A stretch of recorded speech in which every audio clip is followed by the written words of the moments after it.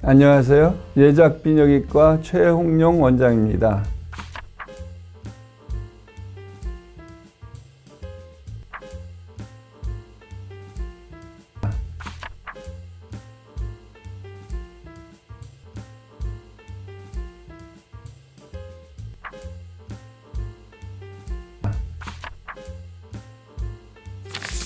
영국 찰스 3세의 고강도 이 질환으로 치료를 받는다는데 이 질환이 무엇일까?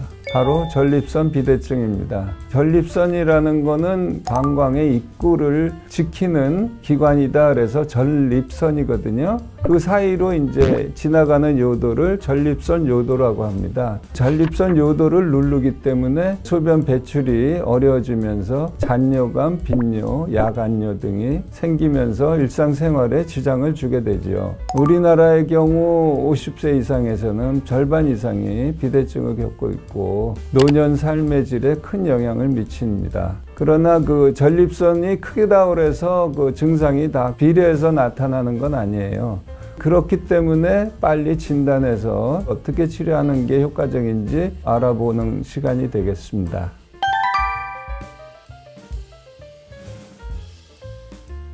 전립선은 아까 말씀드린 대로 방광 바로 아래에 위치하면서 정액의 일부를 생산합니다. 그래서 정자의 운동성과 수정 능력을 좋게 해주죠. 그리고 요로 감염을 막는 파수꾼 역할도 합니다. 전립선은 20대 이하에서는 평균 15에서 20g 정도 있다가 30세 넘으면서 매년 0.4g씩 서서히 커지는 것으로 알려지고 있습니다. 결국 요도를 압박하면서 소변 증상이 나타나는 것이죠.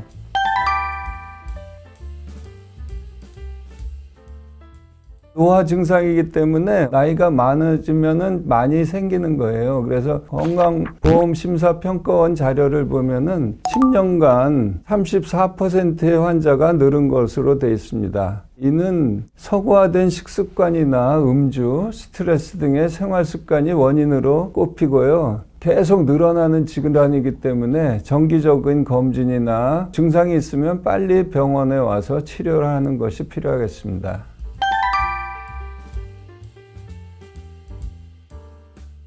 잘 알려져 있다시피 전립선 비대증의 주요 증상은 배뇨장애입니다. 전립선 조직이 커져서 요도를 압박하는 것은 소변이 나가는 길이 좁아진다는 뜻이죠. 당연히 소변줄기가 가늘어지면서 소변 보는 것이 답답하게 느껴지는 게 되는 거죠. 소변 본 후에 이제 잔뇨가 남기도 하고 보고 나서 또 보고 싶은 증상이 나타나고 또 그러다 보면 화장실을 자주 가게 되고요. 전립선 환자들 많이 보다 보면 밤에 이제 화장실 다니는 것을 제일 힘들어 하십니다. 자다가 한번 깨면 다시 잠들기 힘들고 그렇기 때문에 건강에 아주 안 좋게 되죠.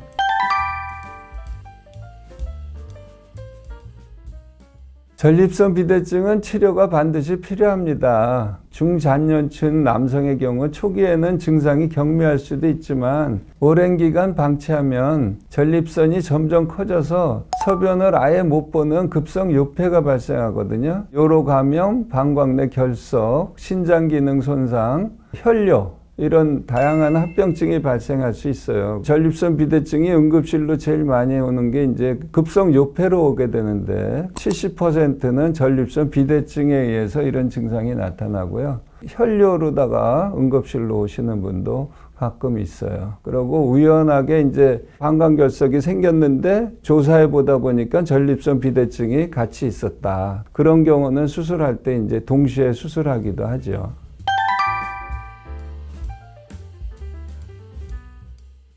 가장 기본적인 전립선 비대증의 치료는 약물 치료입니다. 약물 치료의 기본 약은 이제 알파 차단제하고 5알파 환원효소 억제제 등이 이제 기본 약인데요. 알파 차단제라는 거는 이제 전립선 요도를 넓혀줘서 소변이 편해지죠. 그 대신 이제 전립선에는 변화가 오질 않아요. 알파 차단제를 먹을 그때 하루 정도만 그게 효과가 있기 때문에 매일 복용해야 되고, 알파 브로커라고 그러는데 우리가 간단하게 그거는 이제 전립선 사이즈를 줄여주는 약이에요. 한 6개월 정도 먹으면은 한 20-30%까지 전립선이 줄어든다는 얘기가 있어요. 그 대신 먹는 걸 중단하면 다시 전립선이 자라기 시작을 하죠. 결국은 전립선 비대증 약을 먹게 되면 평생 먹어야 된다고 볼 수 있어요. 약물로 치료가 안 되는 경우에 국소마 치료할 수 있는 시술법을 택하게 되죠. 전립선 결찰술은 전립선을 금속 실로다가 이렇게 묶어서 전립선 요도의 그 공간을 확보하는 방법입니다.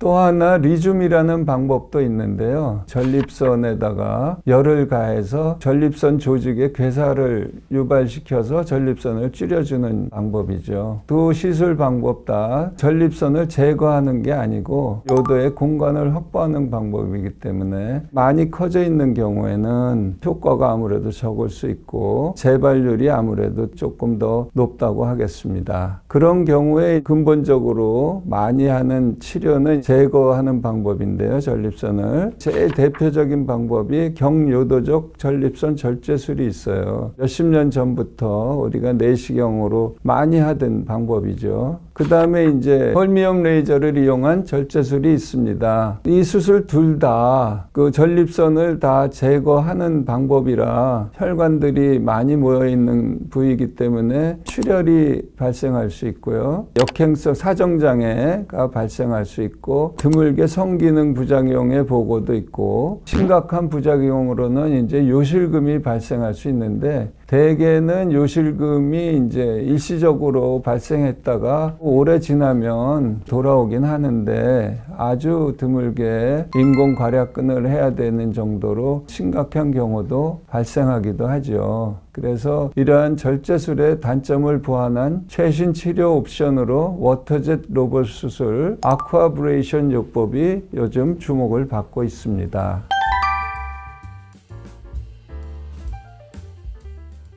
아쿠아브레이션의 가장 큰 장점은 합병증 발생이 적다는 것이고 성기능 장애의 위험이 낮다는 것입니다. 로봇이 전립선 절제 부위를 정확히 재단함으로써 환자의 전립선 모양 크기에 맞춤 설계가 가능합니다. 수술의 성공률이 높고 부작용이 적다는 점에서 많은 환자분들이 안심하실 수 있는 수술법이죠. 하반신 마취로 가능하고 출혈이 크지 않기 때문에 만성 질환자나 고령층도 수술을 받을 수 있습니다. 그리고 또 하나 가장 중요한 점은 요실금의 발생률이 굉장히 낮다는 것이죠. 이 수술 방법 자체가 요도 괄약근을 손상을 피하는 쪽으로 개발이 됐기 때문에 굉장한 장점이 될 수 있습니다. 아쿠아브레이션으로 하는 시술 시간은 자르는 시간이 2분이면 한 번 왔다 갔다 하고 2번 내지 3번 왔다 갔다 하니까 다 해도 10분이 안 걸리죠. 막상. 그렇지만 마취하고 깨고 잘라낸 조직에서 출혈이 조금씩 있거든요.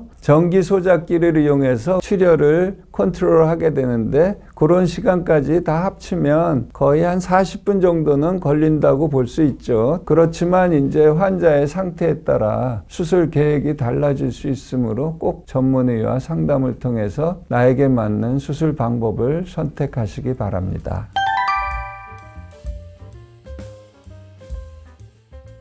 일교차가 전립선 비대증 환자의 하부유로 증상에 미치는 영향에 대한 연구가 있었는데요. 140만 명의 전립선 비대증 환자를 대상으로 진행된 연구의 결과 일교차가 14도보다 큰 경우에 소변 줄기가 감소하고 잔뇨감, 빈뇨, 급성 요폐 등의 배뇨 관련 증상이 악화돼서 응급실을 방문하는 환자가 평균 42.2명으로 일교차가 4도 미만일 때보다 약 48%, 즉 절반 가까이 많이 증가하는 것으로 발표되고 있습니다. 전립선 비대증의 대표적인 합병증인 급성요폐 또한 기혼과 관련이 있는 것으로 나타났는데 818명의 환자를 대상으로 진행된 연구 데이터에 따르면 환절기에 급성요폐 발병률이 높아지는 것으로 확인됐습니다.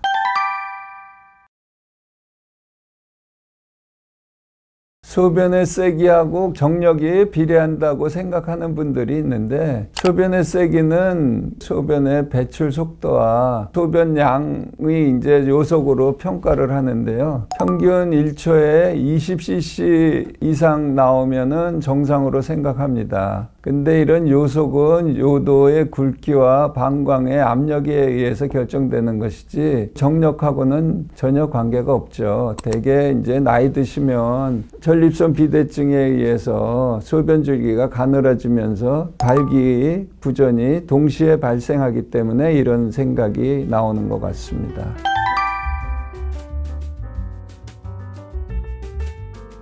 전립선 비대증을 관리하기 위한 방법은 방광에 자극 주는 맵고 짜거나 커피, 술을 과도하게 먹건지 자극적인 음식을 먹게 되면 배뇨 증상을 악화하게 됩니다. 특히 늦은 밤에 야식을 먹거나 수분을 많이 섭취하면 결국 배뇨 증상을 악화시키는 원인이 되고요. 전립선에 직접 영향을 주는 건 이제 기름진 음식은 안 좋아요. 채소, 야채 이런 거를 많이 드시고 체중 유지 또한 전립선 비대증 예방에 도움이 되는데요. 걷기 등의 유산소 운동을 자주 하는 게 좋습니다. 배뇨 증상이 나쁘신 분은 좌욕 같은 것을 하면 전립선 주위에 그 혈액순환이 좋게 되기 때문에 배뇨 증상 개선에 도움이 됩니다. 무엇보다 중요한 것은 조기 진단을 통해서 적절한 시기에 치료하고 평소에 아무리 예방 관리를 한다 하더라도 전립선 크기는 결국은 노화로 인해서 생기기 때문에 적절한 시기에 치료를 받는 것이 가장 효과적입니다. 지금까지 헬스조선 질병백과 전립선 비대증 관련 예작비뇨기과 최홍룡 원장이었습니다. 감사합니다.